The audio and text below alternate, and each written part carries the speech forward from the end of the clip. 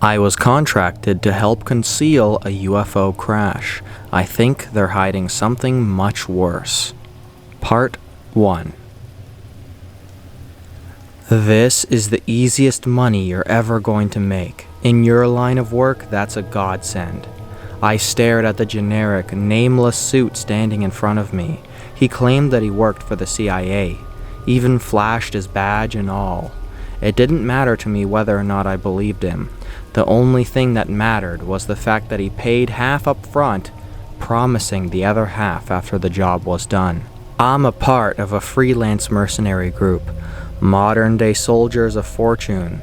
We've been hired by government agencies before, but mostly just ones in Africa and Southeast Asia. You can imagine the type of jobs that we'd been asked to pull off.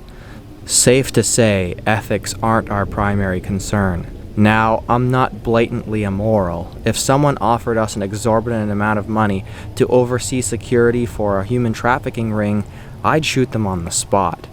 But that's not to say that we're good people. Far from it, in fact. I don't expect you to feel sympathy for me. I just want to get my story out there. Something very strange is going on. Something that we should probably all be worried about. The mission itself was presented as a simple one, but the circumstances surrounding it were more unusual. We're staging a raid on a fanatical religious cult in Montana. Real psychotic bunch. I remember the suit telling me. I couldn't have imagined a better compensation than what he was offering, so I listened intently. In all honesty, it was nearly enough to set my entire team up for retirement. Nevertheless, the whole situation unnerved me. We were caught completely off guard when they contacted us. Somehow, they'd found our email address on the dark web. I knew what we were doing was illegal, but they didn't seem to care. In fact, they never mentioned anything about our past crimes at all. In reality, they probably could have smoked us at any point. It didn't make a lot of sense why they chose not to, or why they chose to approach us at all. I had my hunches, of course, most of them to do with the fact that we were entirely expendable and operated under the radar the best we could. Obviously, we didn't do a good enough job. Whatever, it is what it is. We needed this payday. Our little operations couldn't last forever. I know it's not important for the job, but what's the purpose of this raid? These guys growing weed or something, I asked. The question came out snarkier than I'd intended it to. The suit just grinned. I guess he had a sense of humor. Well, he began, I doubt you'll be telling anybody, so I suppose you might as well know. He seemed confident in that assumption, maybe a little too much so. These people stumbled upon something they shouldn't have, he continued, and then they tried to hide it. Better not be something that's moments away from exploding, I said. The suit laughed this time. It's not so simple. Mr. Blank, what do you know about the existence of extraterrestrial life? I raised my eyebrow. What was he about to tell me? You're asking me if I believe in aliens, I responded. I took a second to consider it. Sure, why not? He went on to explain the real objective. It sounded absurd, but it was also coming out of the horse's mouth. You tell me what I'm supposed to believe. Apparently, a UFO had crashed on a farm in southeastern Montana a few days prior. As luck would have it, this farm belonged to the Church of Blissful Ascension, the cult in question. Shortly after it landed, some cult members stumbled upon it, subsequently being ordered to drag it into the leader's farmhouse, which was quite literally a mansion. Not much was known about the leader, other than his epithet, which was the Divine Messenger. Yeah, that type of guy. In reality, the cult was just a front for trafficking of various goods, which had brainwashed its members into doing a lot of the dirty work. The most interesting part about this was the UFO itself. It was allegedly about 12 feet wide, 3 feet in diameter, and shaped like a pill. Before it landed, it had been moving erratically, seemingly teleporting short distances every few seconds or so. After it landed, some kind of dark green fluid began leaking out of it. Now for the actual mission. We simply had to go in and assist a team of SAC/SOG agents in wiping out every single member. No survivors, no witnesses, no exceptions. What the CIA planned to do with the UFO afterwards was none of our business. Not that I really wanted to know. We didn't have much time to prepare for the raid, but it didn't sound like we needed it. Most likely just trigger-happy rednecks who couldn't strategize or aim. I suppose raid wasn't the most apt way to describe the job. It seemed more like a slaughter than anything else. My team of 6 met up with the SAC and SOG team, almost 6, at a small underground complex used by the CIA for clandestine operations, located about 30 minutes away from the farm. There, we geared up, went over tactics, and were told to repeat the objective at hand. No witnesses, no survivors. After all that was said and done, we piled into a SWAT truck and drove off. We'd never worked with the CIA in the past, so we supposed that this was standard procedure. We suited up in black tactical gear provided by the agents themselves. This part was a bit odd to me. We had all our own gear, stuff we'd been using for the longest time. Both sets were nearly identical, but the agents insisted that we use theirs. The atmosphere in the truck was also disconcerting. Maybe it was just in my head, but everybody seemed so stiff. The agents clutched their rifles with iron grips while staring blankly ahead. My team tried talking amongst ourselves, but every word just felt awkward. I just chalked it up to nerves, which didn't make any sense because I'd never felt nerves like that before. After what felt like hours, we finally arrived, stopping some odd yards away from the farmhouse in order to remain undetected. We piled out, got into formation, and began. I was assigned to the furthest flank position, so I stayed back as everybody else moved ahead. The closest people in front of me were one of my guys and an agent. It didn't take long for the strangeness to amplify. I noticed that the agent was gradually moving slower and slower. Eventually, I caught up to him. Well, it was more like I was forced to catch up. If I'd been moving any slower, I would have stopped. This agent had ruined the entire formation without anybody noticing at the front. "What are you doing?" I asked as I walked up beside him. Without answering my question, he handed me a small scrap of paper. I took a quick glance at it, seeing an address and a date and a time written down on it. "Meet me. Don't be late," he said, no inflection in his voice at all. "Do whatever you can to stay alive." As soon as he finished saying this, he sped up, reclaiming his original position. Obviously, that interaction was a cause for concern. I had to start wondering what the heck I just got my team into. I seriously started considering calling it off right then and there, but before I knew it, bullets were flying.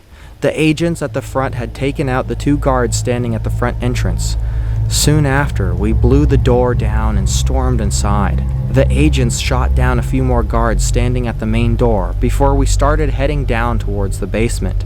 Once we got down there, 10 more guards and cult members were waiting for us. As per the mission, I raised my rifle and prepared to fire. Unfortunately, I couldn't have prepared for what happened next. The agent at the front raised his fist, signaling for us to stop. Surprisingly, the guards didn't shoot us at all. In fact, they didn't even react. The agents began turning around before aiming their rifles at us instead. There's been a change of plans. We'd been set up. That much was obvious. I didn't even have time to curse before everything went off the rails. I ducked, feverishly trying to avoid point-blank gunfire while firing off nearly blind retaliation shots. I managed to stumble my way behind some cover, but not before having 2 bullets graze my cheek and thigh. I peeked out, seeing the cult guards with malicious grins on their faces, also shooting at my team and my team only. Amidst the chaos, I could see Faisal, one of my men, rush an agent in an attempt to take him down to the ground. It was definitely a desperation move. But despite Faisal being substantially larger than the agent, his takedown was stuffed and he was subsequently thrown into a pillar. I could feel rage washing over me. I raised my rifle, aimed at the agent's head, and fired. He didn't go down. My aim wasn't the issue. I could see bullets drilling into the side of his helmet. The guy even flinched, but he didn't fall. Instead, he finished Faisal with a shot to the head and walked off. My mouth fell agape as I started backing up. I guess I was pretty rattled because I stopped paying attention to my surroundings. I felt myself bump into somebody before spinning around to see another agent staring me down. I thought about going for my knife, but before I could even make a move, the agent grabbed my arm and effortlessly judo slammed me on the floor. I'd been thrown before, but this was by far the most painful one I'd ever experienced. It felt like I was being tossed by a gorilla, not by a man with a similar build to me. His strength was ridiculous. Once on the ground, he mounted me before raising a fist. I knew with every fiber of my being that a single punch would pulverize my entire skull. As I started preparing my soul for the afterlife, the agent hesitated. "Play dead," he whispered, his voice a similar one. He slammed his fist down inches from my head and cracked the floor next to me, before flipping me face down. "Don't move, no matter what happens," he whispered again. The pressure blanketing my body soon disappeared. The agent was getting up. I know what he said, but I didn't want to listen. I wanted to help my team. I got them into this mess, so I was obligated to get them out. But I didn't move. I knew it was useless. The basement had gotten quiet. No more sounds of struggle. My team was dead, and it was entirely my fault. Moments later, someone began talking, snapping me out of my self-pity session. "Geez, job well done, huh?" It didn't sound like one of the agents, so I assumed the voice belonged to a cult member. What's going on? I thought to myself. Were they working together? Now, about the payment. His question was interrupted by gunfire. A brief bout of additional chaos followed as more bodies dropped to the floor. I counted about 10 in total. I guess they weren't working together after all. "Alright, let's make this quick," one of the agents said. I had to wonder what he was talking about. What more did they need to do? I listened to the sounds of scuffling boots as the agents went around doing something. I opened one of my eyes, just a sliver, trying to make out what was going on. I wish I'd just kept them closed. I was lying right next to Ricardo, one of my team members. As I stared at his lifeless, bullet-ridden body, I wanted to scream. I forced myself to keep my mouth shut. I continued watching as the other agents went around to every single body, both my team and the cult members, and injected some kind of dark green fluid into their veins. Soon enough, they got to me. I held my breath and laid stiff as I felt the needle go into my arm. Thankfully, the guy didn't check my pulse. I was losing my mind at this point, not just because I was playing dead while some mystery fluid was being mixed into my bloodstream. It was the whole damn situation. If this hadn't been the worst day of my life, then it was certainly a contender. Afterwards, I heard the agents mumbling to each other. I couldn't make out much, but I did hear 12 hours being said quite a lot. 12 hours? 12 hours to what? After about 5 more minutes, the agents finally left. I laid still for some time after that. I wasn't exactly looking forward to seeing what the agents had left behind. But I wouldn't be able to get to the bottom of this by wasting my time mourning. My entire body was in pain as I pulled myself up. Trying not to look at the massacre around me, I took out the piece of paper that one agent had given to me. The address belonged to a motel in Billings, while the meeting time was in 10 hours. I stripped off all my gear and made myself look as presentable as I possibly could before getting the hell out of that farmhouse and trying to hitch a ride on a nearby road. A couple of hours and $200 later, somebody finally agreed to give me a ride. Luckily, Billings isn't too far away from the farm, so I think that I'll be able to get to the motel in time. However, I'm not so sure that I'm going to like whatever is waiting for me there. Like and subscribe for part 2.